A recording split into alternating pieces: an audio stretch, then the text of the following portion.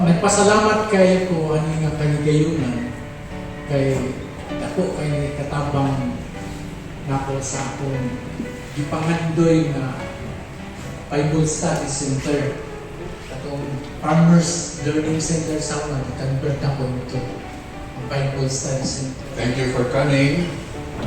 God has sent you to us. Tinuod lang kasi kung may balo, nag-crisis yun ni Mayo. There is a dili lang diri nga church that people confident siya tipo pag yun nga nasod, and I have always been praying, Lord, send us someone to guide us and give us the proper direction, because the thing that I really enjoyed it was the kind of spirit that you deliver in your service. So thank you for giving importance to the Word of God for the church in general. Napi akong kasubok gamay kay akong gipang imbitaw dili tanan nganhi. Murag na sayangan ko sa ilang opportunity unta nga daghan ta sila makatunan sama ako, and I do really have a lot of learning, and I'm having a new perspective din sa human Bible first. Thank you very much, sir. Wala mo mutubag sa sulat na gikan na mo dinhi. Nitubag mo sa call sa Ginoo. Dili pa sabot i-graduate na karon na nahumanata. So continue, I encourage everyone na padayon ha, walay mundang hangtod mo human kita na pay dugang ipa tuon pa sa Ginoo nato. Dili pa nagyo ko kayo kay di magyud ko kabati yun sa isip nga mga Hisgot of Angels. Nalipay kayo ko kay confirm. Reverend Dr. Newman said, ila cross-culture.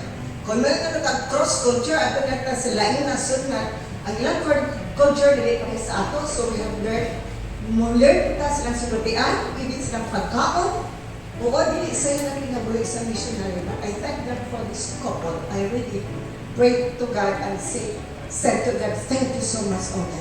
And even Pastor Vincent, kayo, 2 years ago or 1 year kapin ago, nag-inspire kong sa Davao, nag-inspire sa Newman. We met the council, what was the council? We met already Doctors Newman, Willis, and Ismail at that time. So, di galing may unta na kanina academy mo abot sa Butuan. And God really answered our sighs and our prayers. And I praise God, the glory belongs to God. Salamat kaayo.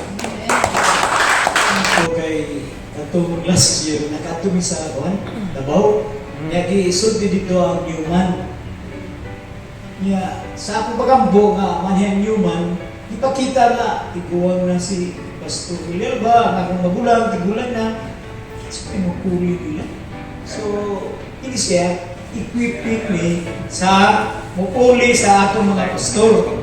Okay, kung gusto ninyo nga dito mo po sa iman na nararan ninyo. Coming from actually a church that is bombarded with a lot of struggles, to the small church na experience of closing sa door, ipaglagan din sa pastor previously at church, I have that commitment to help with that church right now that I'm currently serving. And thank you for giving us a refreshment. And even though I have read all of this and have studied all of these materials before, but yet because I was not able to work as a full-time worker in the church for the past few years, I'm very thankful because of those learnings that we have done this week. Manilalaman sa ato tunan, ako nagpasalamat sa Ginoo o sa akong mga kaubanan dito nga mga pastoran o kapareha sa ako. Ako ang pagpasalamat nila binasa nag-sponsor kay ay salamat sa Ginoo na ako makakaton ng malalong na kasinatian sa Biblia tungod sa ato pag-alagad pagtuo sa Ginoo tungod kay permanente ako tagtawag pagpawani. Nag-vision ako kung anong pagwali. Kung maninay guide, salamat sa kay doktor o sa kay ma'am na nikanigayo sila para sa pag-share sa ato alang sa Bible na makahibalo sa ato pagtuon na makashare sabta sa ato mga kaigsuonan na matod ko pa nusiway. So ato na ini mahadaya sa ato mga kasimbahanan, mga igsoon, salamat ka na daw. Ilabi na sa inyong mga pastor sa nature. Salamat sa Ginoo. Pray for your good health always.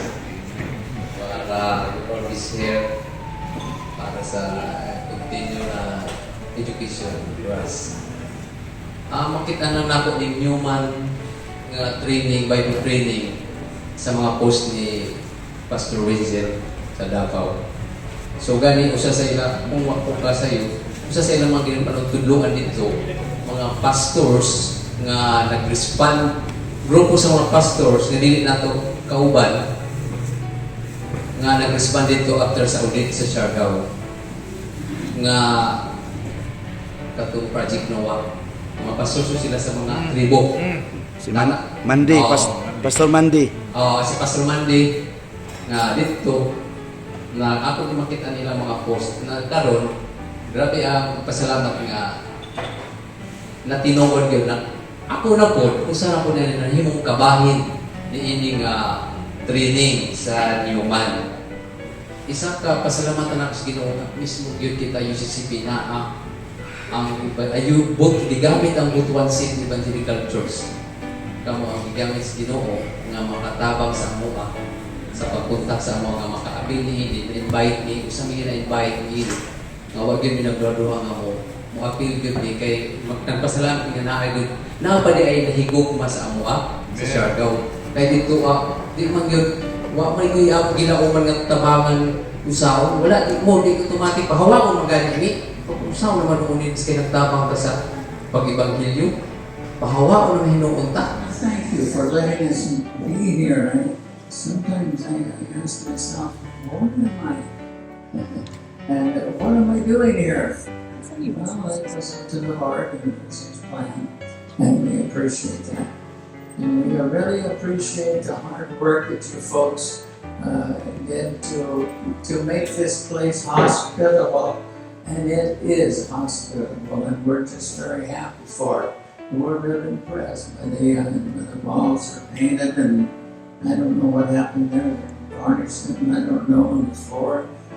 It's nice. The tables are good, chairs are good, and thank you for the effort that you put into making this place, as you say, hospitable, and it is.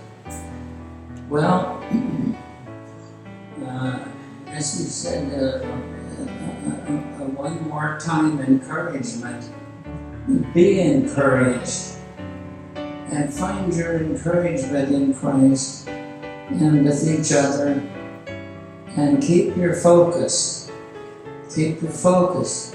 As a matter of fact, your job is to win souls to Christ and build them up in the faith. That's it.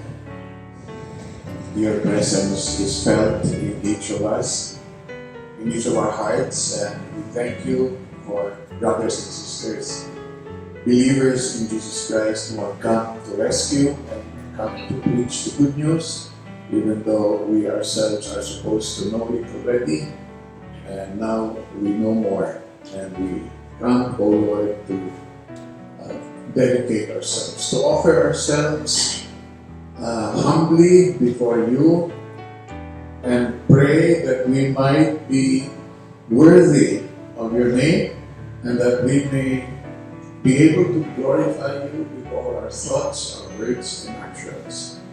We know that this is a difficult period in the dispensation, in the history of our church, but we know that you will be with us here, now, and in the future. Bless us, Lord, with your Holy Spirit. Guide all those who continue to do your work with sincerity, with abundant faith, and with thanksgiving. We pray in Jesus' name, our Lord.